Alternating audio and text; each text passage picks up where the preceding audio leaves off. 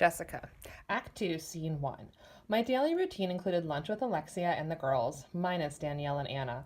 They sat alone, and then recess. Alexia found it funny to see how upset Danielle would get. Right about the same time, I was finishing the book Belle Teal. I loved Belle. I wanted her to be my best friend. She was honest and courageous. What would Belle do in my shoes? That was easy. She would do the right thing, and doing the right thing meant giving someone a chance. Danielle didn't seem anything like Alexia made her out to be. I decided it was time to talk to Danielle and find out for myself. Act 2, Scene 2. I set out to find Danielle the next day at recess. I spotted her from a distance. She was drawing in the dirt with a stick. "Hi, Danielle," I said as I approached, clutching my latest book, Where the Red Fern Grows, close to me. "What do you want?" she shot back, jabbing her stick too hard into the ground, causing it to snap in half. She turned away. It sounded like she was crying. "Are you okay?" I walked closer. "No, Lexi's being really mean to me, and it's all your fault." She threw her sticks onto the ground. My fault? She blamed me? Why didn't I see it coming?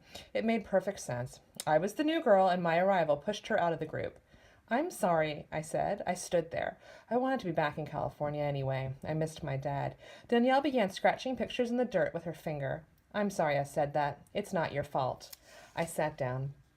"It's just that Lexi's ignoring me, talking about me, saying mean stuff," Danielle went on. "She doesn't sit with me at lunch, she's not playing with me, and now all the other girls are doing the same thing. They always do what Alexia says. Anna's the only one who's still nice, and I'm not supposed to be friends with her." "Why not?" I asked. "My family, especially my grandma, thinks she is a bad influence." "I don't get it."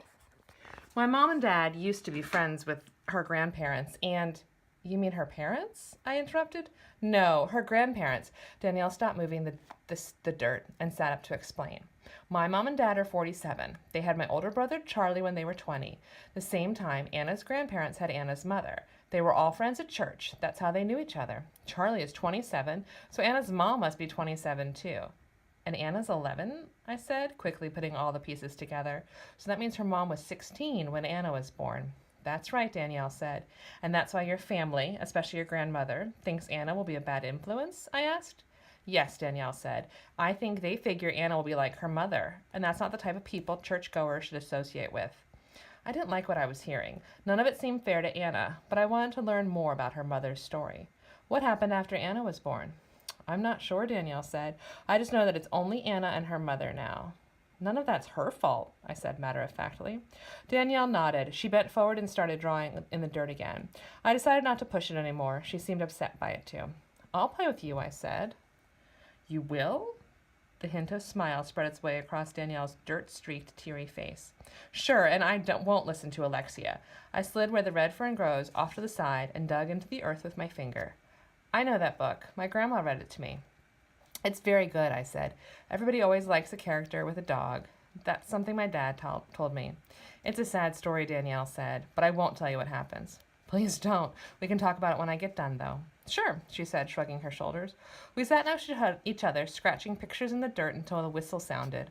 Recess was over. We stood and brushed ourselves off. That's when I saw Danielle's dirt sketch of 2 dogs. "That's a great picture, Danielle." "Thanks," she said.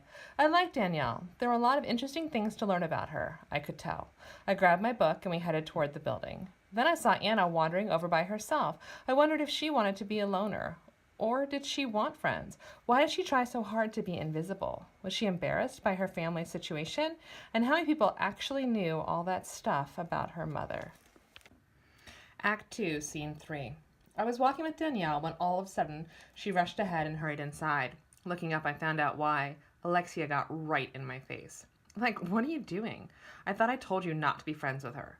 Alexia's head jerked from side to side as she talked. It reminded me of a bobblehead. She blocked my way, her hands on her cheetah-patterned hips. "There's nothing wrong with Danielle. Besides, I can play with whomever I want," I said. "Fine, then, like, you're not my friend anymore?" Alexia said. She knocked Where the Red Fern Grows out of my hands, and then she whipped around and stomped inside. I wasn't upset, but I'm not stupid either. I knew Alexia was going to make my life miserable. That was her game, and she was good at it too. Still, I had no clue how bad things would get.